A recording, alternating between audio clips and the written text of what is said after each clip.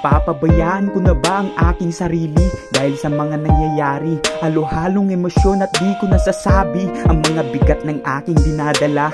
Tingin ng mga tao sa'yo ay masaya dahil dyan ka kilala sa masayahin mong pagmumukha. Kaya hinahayaan ka, kilala ka nila bilang masayahing tao. Pero ang totoo, pagod na ako.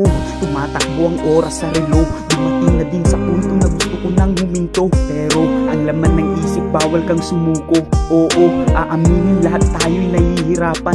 Bawat patak ng pawis agad na pinupunasan. Mga pagod di mo hinihinda dahil lang nasa isip mo may responsibilidad at pamilya. Kaya kahit anong hirap kinakaya, may makain lang para sa pamilya.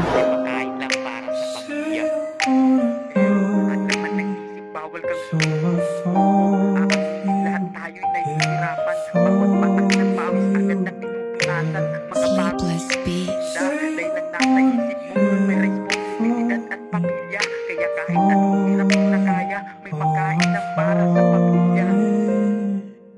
Nung ako'y nangangarap, gusto ko ang maging marangya na buhay at maayos na kasuutan, at sa pamilya naman buhat mabuting kalusugan. Pero bumaliktad ang kapalaran, ang nais mo'y maging mayaman ay napunta sa kahirapan. Naisip ko lang mga pagsubok lang lahat yan kakayanin dahil ang Diyos gumagabay. Ang tanong, ba't ako na lang lagi? Pwede naman sa iba ako'y nahihirapan na.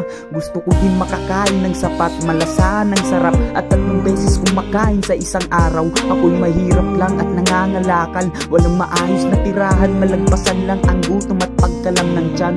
Bawal magtamad-tamad, kulang tayo sa yaman. Minsan gusto mong maranasan na makatulog sa malambot na igaan at makakain ng masasarap na ulam. Pero kailan pa kung ganito ang kapalaran?